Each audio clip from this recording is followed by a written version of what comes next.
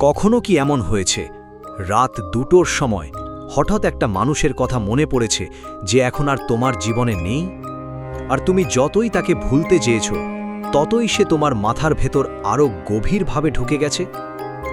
অদ্ভুত না?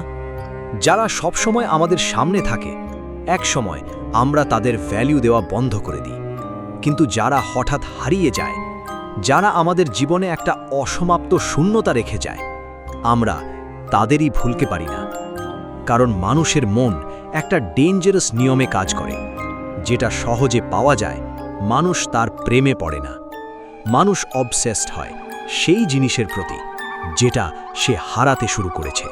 আর আজকের এই ভিডিওতে তুমি জানতে চলেছ কেন কিছু মানুষ তোমার জীবন থেকে হারিয়ে যাওয়ার পরও তোমার মাথা থেকে বের হয় না, কেন সাইলেন্স অনেক সময় হাজারটা শব্দের থেকেও বেশি পাওয়ারফুল হয়, কেন ডিস্টেন্স ভালোবাসাকে শেষও করতে পারে আবার অ্যাডিকশনেও পরিণত করতে পারে, আর কিভাবে পৃথিবীর সবচেয়ে ডেঞ্জারাস মানুষগুলো নিজেদের অ্যাবসেন্সকেই ওয়েপন হিসেবে ব্যবহার করত।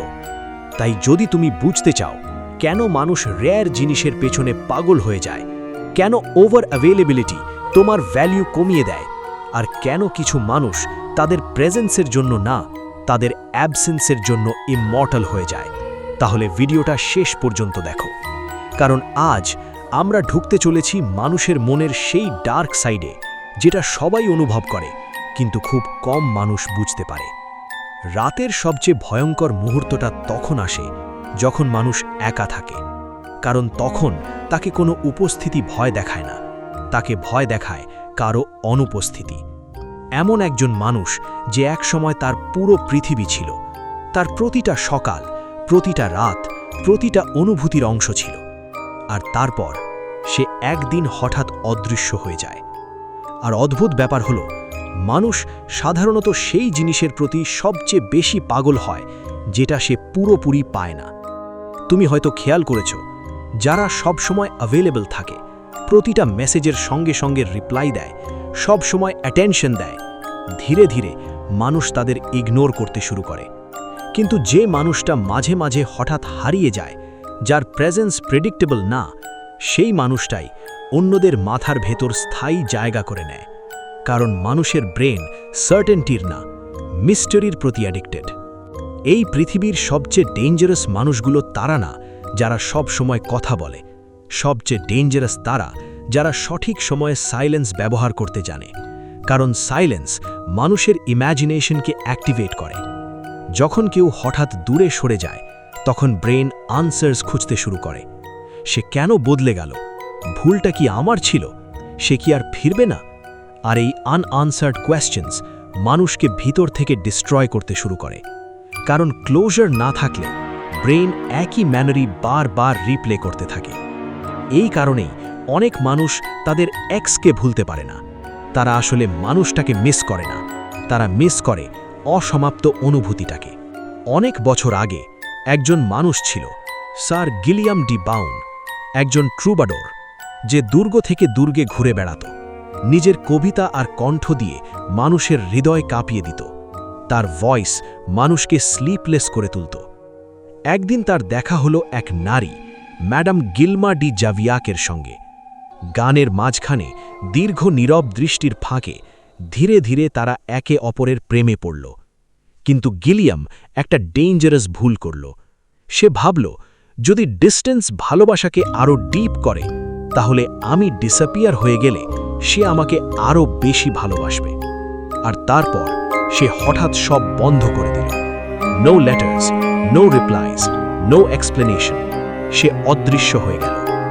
ওদিকে গিলমা ধীরে ধীরে ভেঙে পড়তে লাগল। সে লেটার পাঠালো, মেসেজ পাঠালো, নিজেকে দোষ দিতে শুরু করল। ভুলটা কি আমার ছিল? আর ঠিক তখনই তার অবসেশন শুরু হলো। কারণ অ্যাবসেন্স তার ইম্যাজিনেশনকে জাগিয়ে তুলেছিল। সে প্রতিদিন গিলিয়ামকে আরও বেশি অনুভব করতে লাগল। কিন্তু এখানেই একটা ডার্ক টুইস্ট আছে। যখন গিলমা কমপ্লিটলি অবসেসড হয়ে গেল তখন গিলিয়ামের অ্যাট্রাকশন ধীরে ধীরে মারা যেতে শুরু করল। কারণ মানুষ সাধারণত সেই জিনিসের ভ্যালু হারিয়ে ফেলে যেটা খুব সহজে পেয়ে যায়। কিন্তু কয়েক মাস পর হঠাৎ গিলমা সব বন্ধ করে দিল। No messages, no waiting, no chasing. আর প্রথমবারের মতো গিলিয়াম অস্থির হয়ে উঠল, কারণ এবার সাইলেন্স তার নিজের ইম্যাজিনেশনকে অ্যাট্যাক করছিল।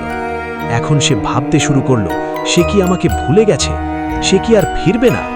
আর তখন সে বুঝল যে ডিস্টেন্সকে সে ওয়েপন ভাবত, সেটাই এখন তার নিজের বিরুদ্ধে কাজ করছে।